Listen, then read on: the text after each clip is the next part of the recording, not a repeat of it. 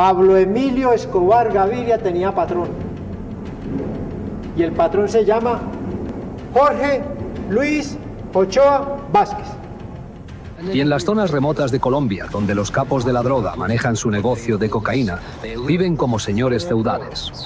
Un capo de la droga incluso tiene un castillo. Gastan millones criando caballos de exhibición de lujo. Y sus ranchos y fincas son de los más grandes de Sudamérica. En esa época hasta no era ni mal visto el negocio. Todo el mundo lo invitaba a uno a su casa, a que hablara con él, a que fuera a las fiestas, a eso. En esa época no era tan mal visto el negocio, entonces nos equivocamos. Porque ellos fungen como hijos de papi y mami, de caballistas. Y don Jorge Ochoa es con una camándola en la mano y con la otra apuntando para mandar a matar a las personas. Yo diría que don Fabio forma parte del patrimonio de este país. Es un hombre bueno y noble que no le haría daño a nadie.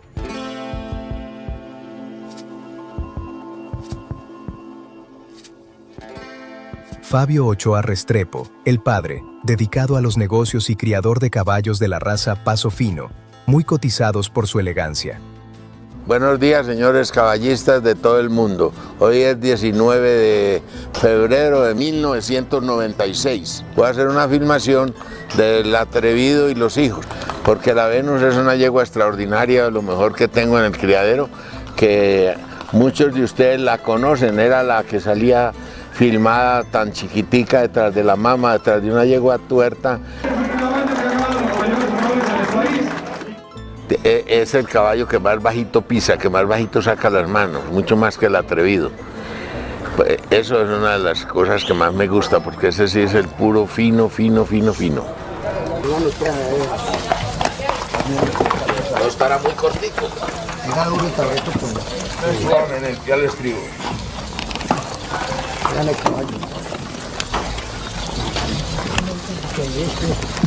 Está bueno.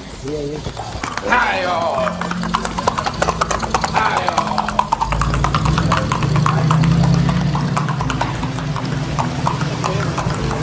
¡Ah! ¡Ay, oh!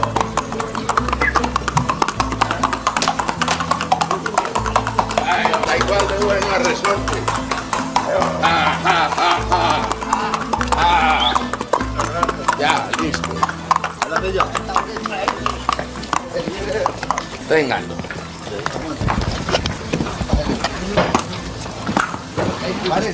Bueno. Ya. Véngame aquí. Bueno. Cuidado, voy para atrás. Bueno. Ya. Listo. Casado con Margot Vázquez, poseía uno de los establecimientos más emblemáticos del mundo del caballo de paso fino en Colombia, la Margarita del Ocho, un imponente complejo equino que reunía un criadero de caballos, amplias caballerizas, un restaurante, una plaza de toros y escenarios destinados a ferias, exhibiciones y competencias ecuestres. Desde mi padre, mi abuelo y yo, 100 años de selección, es un esfuerzo muy grande. Yo dediqué toda mi vida, tengo 71 años y desde que medio me conocí estoy detrás de los caballos. Sus propiedades eran centros de cría y exhibición equina de prestigio y puntos de encuentro para empresarios, políticos, jueces y la élite económica y financiera del país. Era tan ambicioso como cuidadoso de su imagen y del legado familiar, ya que un antepasado, Abelardo Ochoa González, había recibido la Cruz de Boyacá por organizar la primera feria ganadera. Otro ancestro, Fidel Ochoa Vélez, fundó las escuelas de medicina veterinaria de Bogotá y Medellín. Eran toda una dinastía del campo. Esta es la dinastía de Ochoa. Sí. Mi padre de 25 años y de 80.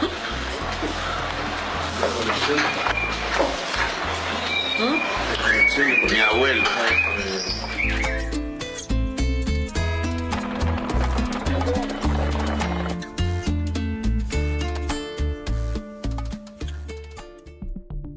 Pero ¿quién era realmente Fabio Ochoa Restrepo? Para unos, fue únicamente un reconocido criador de caballos de paso fino, un empresario que jamás participó directamente en las actividades ilícitas de sus hijos. Para otros, detrás de esa imagen de ganadero respetable, se ocultaba uno de los primeros narcotraficantes de Colombia, señalado de haber participado desde los orígenes del negocio que transformó al país. ¿El papá de los Ochoa también se usufructuaba? No, se usufructuaba de los hijos con caballos y cosas, y uno iba allá, en la casa de ellos, en la Loma del Chocho. Ahí está la casa aquí hay un comedor donde uno comía, aquí están los caballos de $3 millones, de 5, puras cosas, sí, pero no, el viejo no participaba en nada. Los que participaban era Jorge Luis Ochoa Vázquez, que era el jefe, Fabio Ochoa Vázquez, muy comprometido con nosotros, Fabito, Juan David en tercer nivel, John Freider y José Orejas. De hecho, hace años que los grandes capos de la droga aquí no tienen mucho que temer de los jueces o fiscales colombianos. Esta es una de las últimas veces que un gran capo de un cartel, Fabio Ochoa, fue citado a declarar. Ochoa se presentó en el Tribunal de Bogotá rodeado de 4 guardaespaldas armados con ametralladoras. Y entraron sin problemas hasta el despacho del juez. Ochoa fue liberado rápidamente y nunca se presentaron cargos. Vuélvanse un poquito más guapitos, no cuiden tanto esa plata. Esa no se la echan en el ataúd. Bueno, Fabio, muchas gracias, güey. De hecho, la familia Ochoa sirve como punto de anclaje para múltiples debates en torno a los lazos familiares que unían al clan Ochoa con la familia del expresidente Álvaro Uribe Vélez.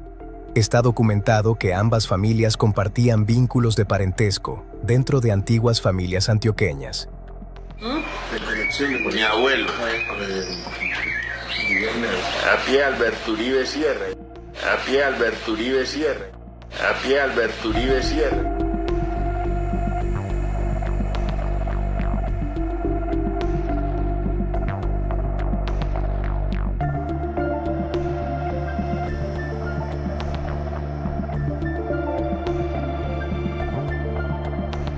Evidentemente, esto ha puesto al expresidente en el centro de las acusaciones de quienes sostienen que tuvo vínculos con el narcotráfico.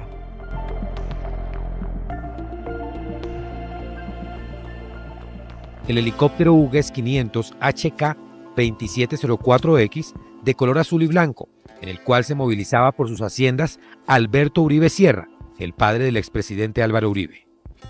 En el momento en que yo encontré el helicóptero y las aeronaves, se entregaron. Y el helicóptero, si no estoy mal, estaba en ese momento perteneciendo a una empresa donde la familia Ochoa tenía injerencias. En ningún momento yo puedo decir que dentro de la operación que yo desarrollé hubiera aparecido alguna de la familia Uribe, no.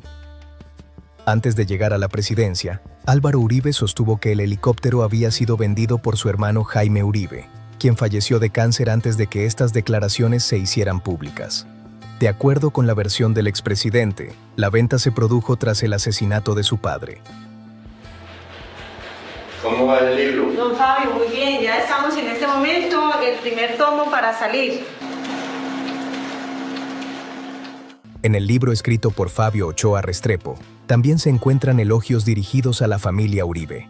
En uno de los apartados, el autor escribe: Alberto Uribe debía ser el ministro de Agricultura de por vida, pues este sí ha palpado, vivido y sufrido los problemas del campo, la reforma agraria, la violencia, etc. Tantas huevonadas que inventaron los políticos y demagogos que no han salido de la carrera séptima. Su hijo Álvaro es otro exponente de talla presidencial, y Santiago ni se diga. Y con el pecoso, que se tengan, fue el que más le heredó. Liberal, descendiente del indio Uribe. A Alberto sí se le puede decir paisa, liberal y macho.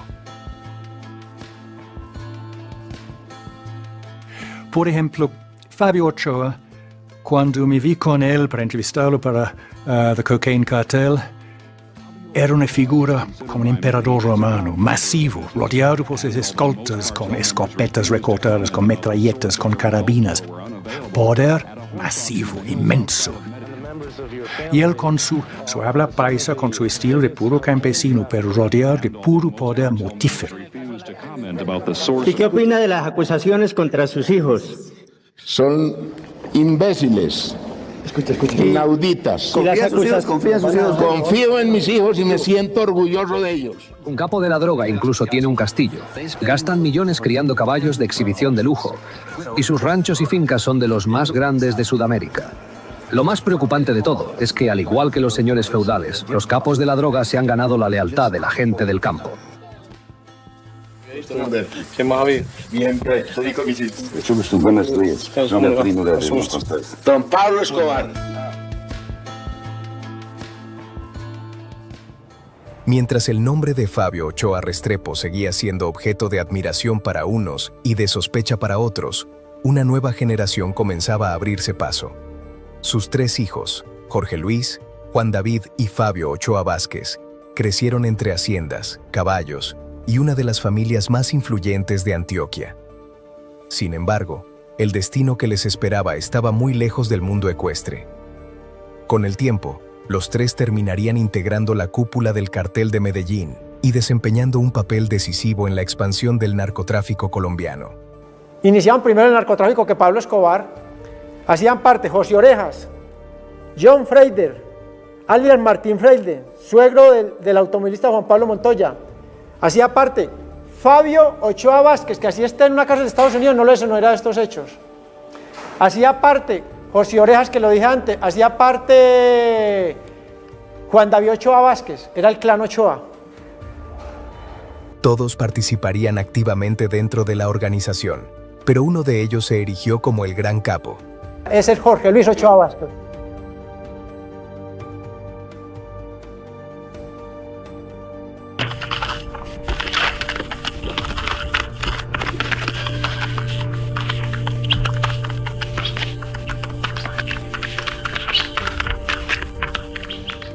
Uno de los 3 nombres más importantes de lo que se conoció como el cartel de Medellín.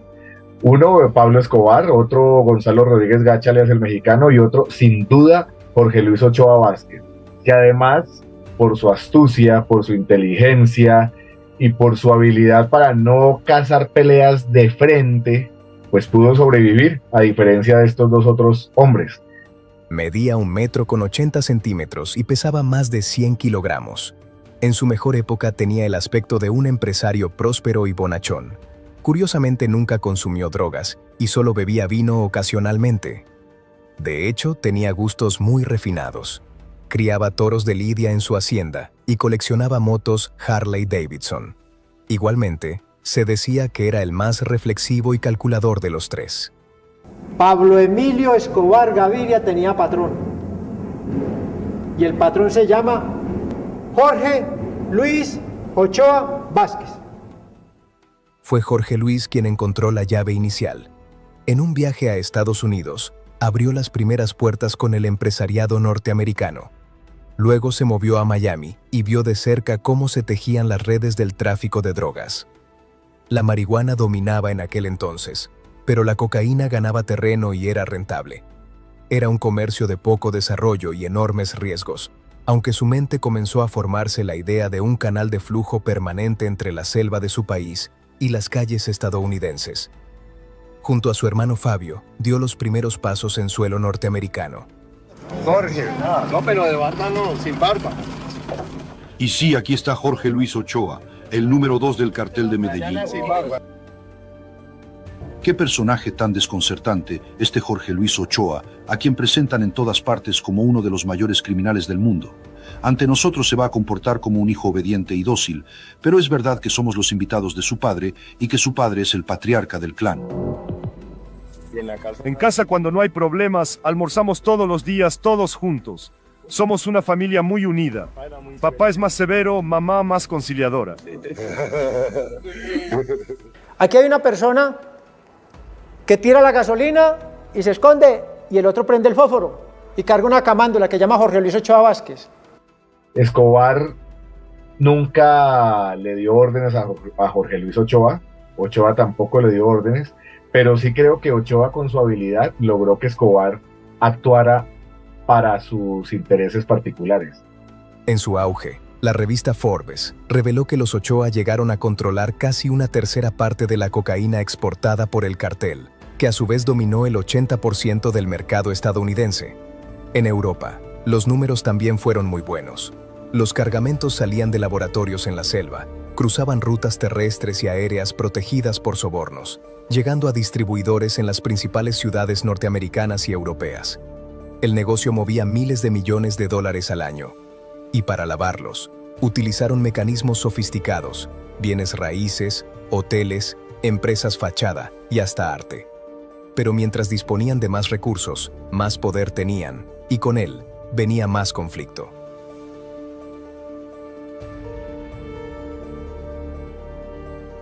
Pablo Escobar, cuando secuestran a Marta Nieves Ochoa, la hermana de Jorge Luis Ochoa, Fabio Ochoa y Juan David Ochoa, Pablo Escobar funda una cosa que se llama el MAS, Muerte de Secuestradores, y la financia don Jorge Ochoa, con millones de dólares. Coloca sus bodegas, sus aviones, sus helicópteros, todo, las fincas, todo, porque las armas las tenía Pablo y los bandidos. Porque don Jorge fulge de camandulero y que no, por Dios, bueno, se funda el MAS. El MAS acorrala al M-19 en las ciudades. Cali, 2 de diciembre de 1981. Miles de fanáticos asistían al partido del día entre el lanzaron el MAS, y el equipo visitante Nacional de Medellín. Lo lanzaron muy públicamente, con un golpe muy publicitario, teatral. Un avión describía círculos cada vez más. Una avioneta por la ciudad de Cali, tirando panfletos, anunciando la muerte de secuestradores donde sea. Un aeroplano se abrió y sobre el estadio cayó. Esos fueron golpes muy teatrales, Algo llamado muerte a secuestradores. muy populares. Los secuestradores, decían los volantes, serán colgados de los árboles. Y si ellos no, sus camaradas en las cárceles y sus familiares cercanos. Los enemigos de mis enemigos son mis amigos. Entonces hicieron alianzas de facto por tener un enemigo en común. La presión ejercida por el MAS fue inmediata. Tras varias semanas de intensa búsqueda, amenazas y una ofensiva coordinada, Marta Nieves Ochoa fue finalmente liberada en febrero de 1982. Su regreso fue celebrado por la familia, pero el episodio dejó una huella mucho más profunda que la simple resolución de un secuestro. La devuelven como a los 90 días, ese MAS originario se disuelve, pero el nombre MAS se convierte en una especie de franquicia o de nombre fácil para que cualquiera que quisiera asesinar gente que tuviera que ver con guerrillas o incluso con la izquierda solamente, pudieran asesinar. Para numerosos investigadores, aquel acontecimiento marcó un antes y un después en la historia del conflicto colombiano. El MAS no solo consiguió la liberación de Marta Nieves Ochoa, también demostró el enorme poder de coordinación, financiación y capacidad armada que los grandes narcotraficantes habían alcanzado.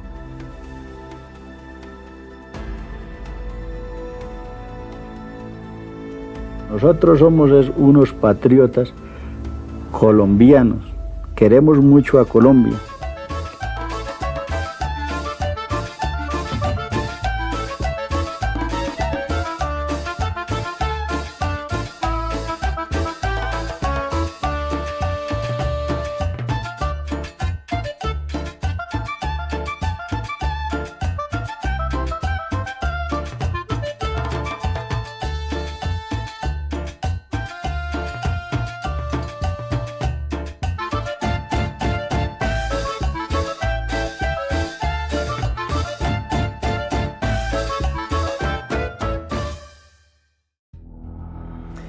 Jorge Luis Ochoa Vázquez estuvo detenido en España. Él fue detenido en el año 1984, en noviembre, después de fundar los extraditables. Cuando vino de Nicaragua, que de Panamá pasó a Nicaragua llegó a Colombia. Funda los extraditables y se va a esconderse a España y allá es capturado. En el año 1986, en julio, es deportado a Colombia. Trae un regalo para Pablo Escobar. No le trae un reloj Cartier. No le trae un diamante, no le trae una reina de belleza, no le trae un caballo. Le trae el padre del terrorismo en Colombia, un terrorista de la ETA que traía la tecnología de los carros bomba a control remoto, y se lo regala a Pablo Escobar. Lo traen, estuvo con don Jorge preso, creo que en Carabanchel, en España. Se lo regala a Pablo Escobar. Pablo Escobar ese día tuvo una erección de la felicidad que le dio.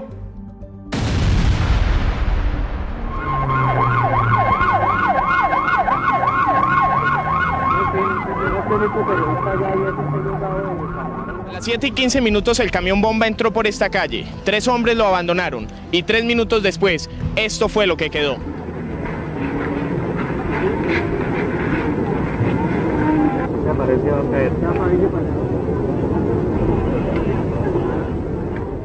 La guerra declarada por el Cartel de Medellín contra el Estado dio paso a la era del narcoterrorismo, una campaña de atentados, asesinatos y violencia indiscriminada, cuyo objetivo era impedir la extradición de los grandes capos hacia los Estados Unidos.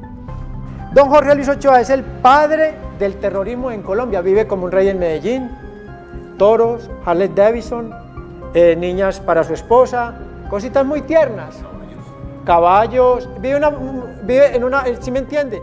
Apenas ayer, los colombianos recibieron la confirmación de lo que muchos más temían, que la explosión del mes pasado a bordo de un avión de pasajeros colombiano en el que murieron 107 personas fue una bomba terrorista, probablemente obra de los carteles de la droga. El atentado de hoy fue igual de anónimo e indiscriminado. Ha sido el peor atentado con bomba en la historia reciente de Colombia. Esta parte de la ciudad se parecía hoy más a Beirut que a Bogotá. En las últimas 24 horas, la frase narcoterrorismo ha adquirido un significado totalmente nuevo. En 1987, Jorge Luis Ochoa había sido capturado en el Valle del Cauca. Para las autoridades, su detención representaba un duro golpe contra el Cartel de Medellín y abría la puerta a una posible extradición hacia los Estados Unidos. Cuando a Jorge Ochoa lo capturaron en Palmira Valle, Pablo sacó un comunicado: si extraditan a Jorge Luis Ochoa Vázquez, nosotros ejecutaremos a los líderes políticos de este país. Estaba defendiendo a su patrón. Noticiero Mundo Visión, boletín especial. Indignación nacional ante el anuncio de la liberación de Ochoa Vázquez. El presidente Aftiatek afirma que hay irregularidades jurídicas, destitución del director de la cárcel Picota e investigación sobre la liberación. En un hecho verdaderamente insólito, el narcotraficante Jorge Luis Ochoa Vázquez fue puesto en libertad en las últimas horas. Las autoridades penitenciarias lo confirmaron, así como la cárcel Picota en Bogotá. Ochoa había sido detenido hace unas semanas en la ciudad de Cali tras un operativo policial. Una tormenta jurídica se ha desatado por su liberación. Se han dado instrucciones para destituir no solo al director de la cárcel, sino también al director general de prisiones. El señor Ochoa Vázquez es solicitado por el gobierno de los Estados Unidos, que quiere extraditarlo. Hoy, por segunda vez, está en la calle.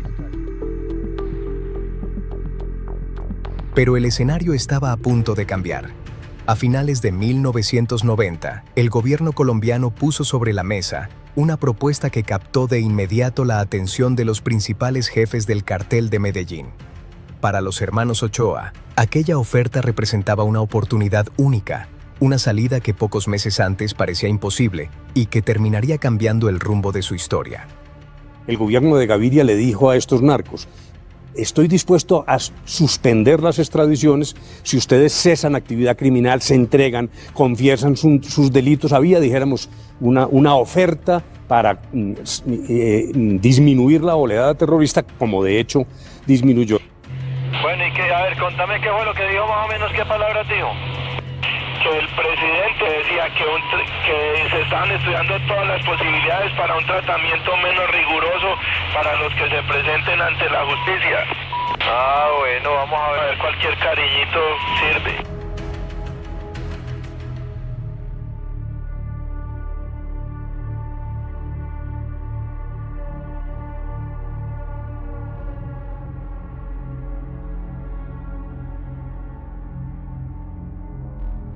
Con la entrega de los hermanos Ochoa entre finales de 1990 y comienzos de 1991, comenzaría una nueva etapa para la cúpula del Cartel de Medellín. Poco después, el propio Pablo Escobar decidió acogerse al proceso de sometimiento y se entregó a las autoridades colombianas, buscando también evitar su extradición a los Estados Unidos. Este fin de semana están esperando en Antioquia y en todo el país la entrega de Pablo Escobar Gaviria. Esta noche hay insistentes rumores sobre la posibilidad de que el jefe del Cartel de Medellín se acoja a los recientes decretos del gobierno. Mucha Mucha atención, interrumpimos la programación para un flash de los noticieros de la cadena 2. Hace 6 minutos se entregó Pablo Escobar Gaviria, el jefe del cartel de Medellín. Tenemos las imágenes desde la capital antioqueña. Hace apenas 6 minutos, a las 5:11 de la tarde, el jefe del cartel de Medellín fue dejado en la cárcel de máxima seguridad del municipio de Envigado. Estas son las primeras imágenes que se conocen sobre la entrega del hombre más buscado del mundo. Sin embargo, mientras los hermanos Ochoa avanzaban por el camino judicial establecido tras su entrega, el caso de Escobar tomaría un rumbo diferente. Tras permanecer recluido en la llamada cárcel de la Catedral, escapó en julio de 1992, dando inicio a una nueva persecución que terminaría más de un año después con su muerte en Medellín, el 2 de diciembre de 1993. Es más, ¿quiere conocer a Jorge Luis Ochoa Vázquez? Cuando matan al patrón, don Jorge, supuestamente, me lo dijo a mí una persona muy importante, le dio $3 millones a los Pepes, se lo entregó a Carlos Castaño para quedarse viviendo en Medellín, para que no le tocaran ni las propiedades ni la familia.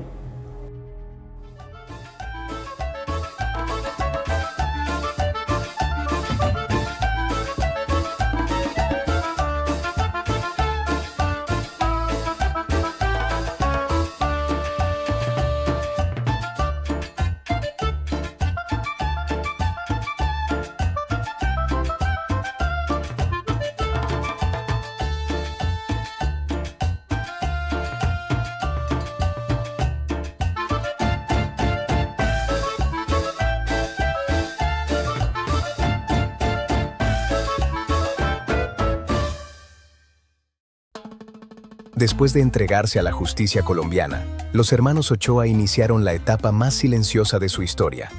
Increíblemente, gracias a los acuerdos que lograron, solo pagaron alrededor de 6 años en una prisión colombiana. Poco a poco, los tres fueron recuperando su libertad.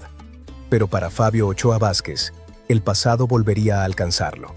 Años después de haber cumplido su condena en Colombia, su nombre volvería a estar en el centro de una nueva batalla judicial, que cambiaría nuevamente su destino.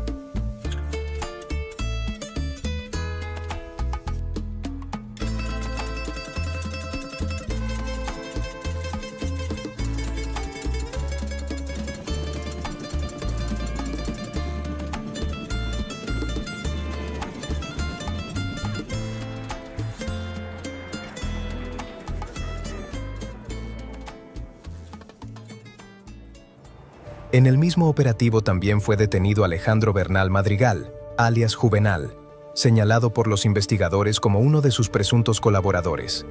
Aquella captura marcaría el inicio de un nuevo proceso judicial que con el paso de los años terminaría llevando a Fabio Ochoa ante la justicia estadounidense. Porque Fabio es inocente, que le den derecho a probarlo, porque tiene cómo probarlo. ¿Usted cree que si no lo tuviera nosotros habríamos dado una batalla jurídica como la que hemos dado hasta el momento? Alejandro Bernal Madrigal, alias Juvenal, concedió una entrevista a un periodista en la que aseguró que Fabio Ochoa Vázquez no tenía ninguna participación en las actividades por las que ambos eran investigados.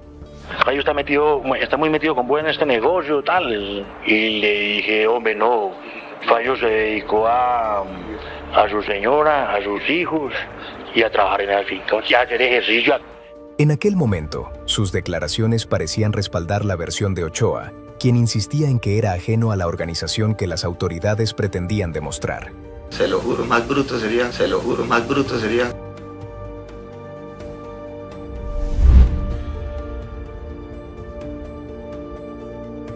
Sin embargo, el rumbo del caso cambiaría con el paso de los años. Tras la extradición de Fabio Ochoa a los Estados Unidos, Juvenal pasó a colaborar con la Fiscalía estadounidense y terminó convirtiéndose en uno de los principales testigos de la acusación. Sus declaraciones fueron utilizadas por los fiscales para sostener que Ochoa había continuado participando en una conspiración para enviar cargamentos de cocaína hacia territorio estadounidense después de haber recuperado la libertad en Colombia. El veredicto fue contundente. La justicia estadounidense lo declaró culpable y lo condenó a 30 años de prisión. Para el último de los hermanos Ochoa, que aún enfrentaba procesos judiciales, aquella sentencia representó el desenlace de una historia que había comenzado décadas atrás, en los años de mayor poder del cartel de Medellín.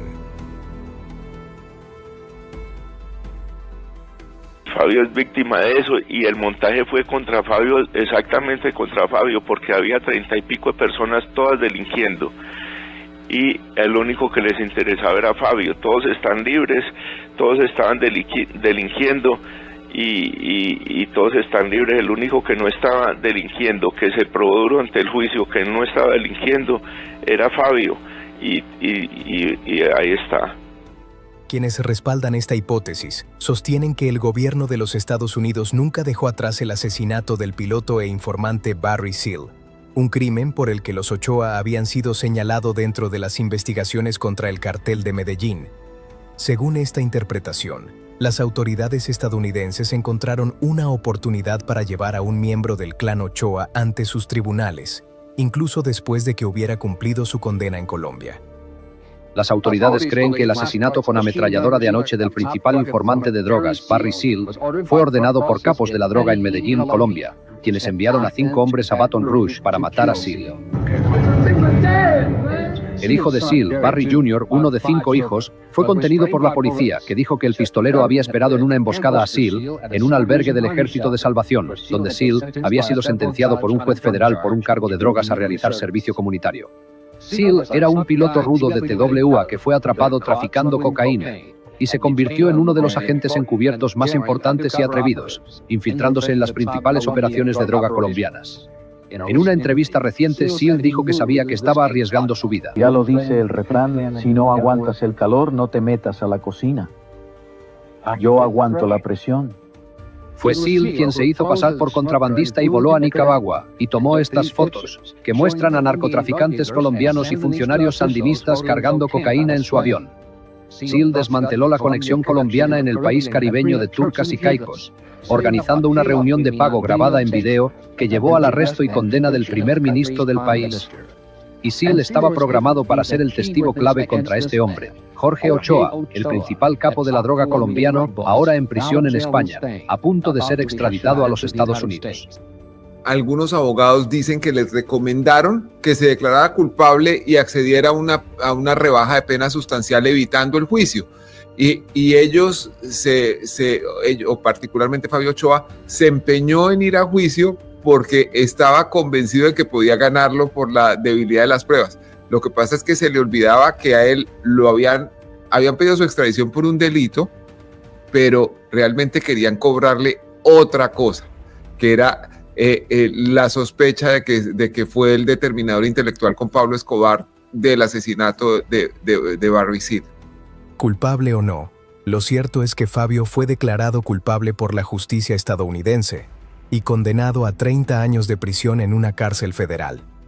Lo que sí es cierto es que el padre de la familia nunca llegó a presenciar ese desenlace, pues Fabio Ochoa Restrepo falleció el 18 de febrero de 2002, a los 73 años, varios meses antes de que su hijo fuera sentenciado por una corte de los Estados Unidos. Hace 8 días él estaba muy impedido para caminar, pero él estaba bien, y hace 8 días se agravó y se le dio una infección en la sangre, una infección en los pulmones, y esta mañana se murió a las 10 de la mañana.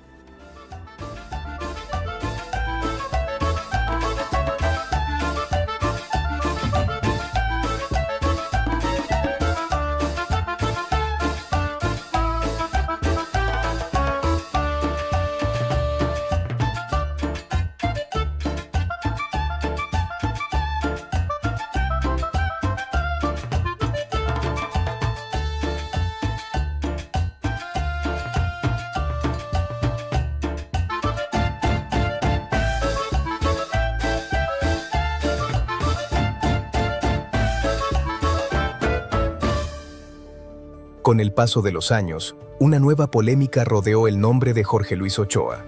El propio ex jefe del cartel de Medellín reconoció haber grabado numerosas conversaciones relacionadas con el proceso judicial de su hermano Fabio, incluyendo diálogos con reconocidos narcotraficantes y otras personas involucradas en aquella compleja etapa. Según Jorge Luis, aquellas grabaciones tenían un único propósito: reunir pruebas para demostrar la inocencia de Fabio Ochoa en el caso que terminó con su extradición y condena en los Estados Unidos. Sin embargo, Las cintas terminaron llegando a manos de las autoridades federales estadounidenses, dando origen a una controversia que aún hoy genera interpretaciones enfrentadas.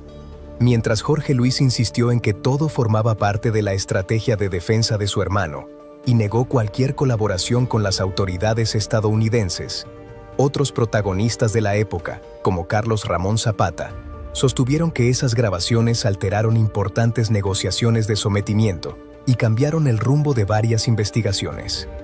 El 6 de noviembre de 2006, durante una entrevista emitida en el programa de Julio Sánchez Cristo, Jorge Luis Ochoa y Carlos Ramón Zapata confrontaron públicamente sus versiones sobre uno de los episodios más controvertidos del caso Fabio Ochoa. A lo largo de la conversación, ambos expusieron interpretaciones completamente opuestas sobre el origen de las grabaciones, el papel que desempeñaron en la investigación y las verdaderas razones que llevaron a la condena de Fabio en los Estados Unidos. Los señores Ochoa sí estaban cooperando y estaban cooperando con el FBI. Esa grabación de la cual acabamos de escuchar es una de las grabaciones que ellos mandaron al FBI, a los agentes John Jones y Rod Naramore, para en la cooperación que tenían con el gobierno americano, simplemente que no les resultó. Esa grabación que tú estás oyendo termina, porque yo la oí, eso es parte de mi caso, yo la oí. Termina con la voz del señor diciendo: esta es una grabación hecha el 12 de diciembre del año 99 en la Hacienda La Loma, una conversación entre el señor Carlos Ramón, el señor Tan y todas las personas alrededor. Esa voz la cierra, esa grabación la cierra el señor Jorge Luis Ochoa y María Lía, la esposa de él. Y esa es la manera como un CI, un Confidential Informant que está trabajando para una agencia americana, cierra una grabación. Y eso es público. Ellos mismos fueron los que publicaron esa grabación. O me vas a decir que esas grabaciones las hicieron era porque Jorge Luis quería grabarlas por seguridad personal. No, era porque un agente americano se la estaba requiriendo. No, señor, nosotros no estábamos colaborando con el FBI. Te quiero aclarar esto, que cuando empezó lo del caso Milenio, que detuvieron a Fabio, mi hermano, empezamos a grabar a todo el que venía a hablarnos sobre ese caso. Entre ellos fue Carlos Ramón. Y nosotros le entregamos todas las grabaciones, inclusive la de Carlos Ramón y otras 100 horas de grabación, porque a mí mucha gente vino a proponerme esos negocios y esos arreglos. Todos esos grabaciones se las entregamos al abogado de ese momento, que era, ¿cómo es que se llamaba el abogado? José Quiñón. Se las entregamos para que se las mostrara, se las dejara oír a la abogada Teresa, a la fiscal Teresa, pero no en ningún momento estábamos colaborando con el FBI, ni nunca hemos colaborado con el FBI, sino que el abogado Quiñón en ese momento se las entregó a la fiscalía. Esas grabaciones las teníamos, era para la defensa de Fabio, y después en el juicio de Fabio no se las dejaron oír, no se las dejaron utilizar a Fabio, a los abogados en el juicio.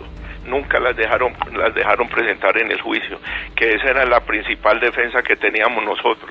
Yo me di cuenta que vos eras la persona que estaba grabando, lógicamente, porque te paraste al baño y en la grabación se oye cuando vos entras al baño y cuando vacías el sanitario. Sí, cuando está porque hasta ese momento yo jamás pensé que vos, que eras mi amigo, me hubieras grabado por una situación de esa. Yo dije, imposible. Eso fue que nos tuvieron que puesto un micrófono o algo. Cuando yo oigo eso y cuando oigo como cierran el tape, que dice: una grabación hecha el 12 de diciembre en estas condiciones en la Hacienda La Loma, María Lía, ¿cómo es que se llama el amigo de Carlos? Y María Lía te dice el nombre. En ese momento yo me doy cuenta que efectivamente todo es parte de un caso, de una investigación del FBI. No, O sea que, Jorge, eso finalmente terminó siendo otro caso. La intención con que lo entregaste o no lo entregaste, Jorge, no la sabes sino vos. No, yo la entregué porque yo sencillo, eso no lo sabes sino vos, pero jamás más argumenté de lo contrario, Jorge. Mientras Fabio Ochoa continuaba cumpliendo su condena en los Estados Unidos, el tiempo también comenzó a pasar factura para el resto de la familia. El 25 de julio de 2013, Juan David Ochoa Vázquez falleció en Medellín a los 63 años, tras permanecer durante años alejado de la vida pública. Tras cumplir más de 2 décadas en una prisión federal de los Estados Unidos, Fabio Ochoa Vázquez recuperó la libertad en diciembre de 2024. Poco después fue repatriado a Colombia, el país donde décadas atrás había construido, junto a sus hermanos, uno de los imperios criminales más poderosos de la historia. Su regreso marcó el cierre de un largo capítulo judicial que comenzó con su captura en 1999 y su posterior extradición a territorio estadounidense.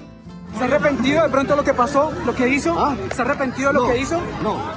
Fabio insistió en que no tenía motivos para arrepentirse, repitiendo la versión que había sostenido desde el inicio del proceso, que su captura y posterior extradición fueron producto de un montaje en su contra. Por su parte, Jorge Luis Ochoa desapareció prácticamente de la vida pública. Desde mediados de la década del 2000, ha mantenido un perfil extremadamente bajo y no se le conocen nuevas investigaciones penales de relevancia. El antiguo jefe del cartel de Medellín optó por el silencio, alejándose de los reflectores que durante años marcaron su vida.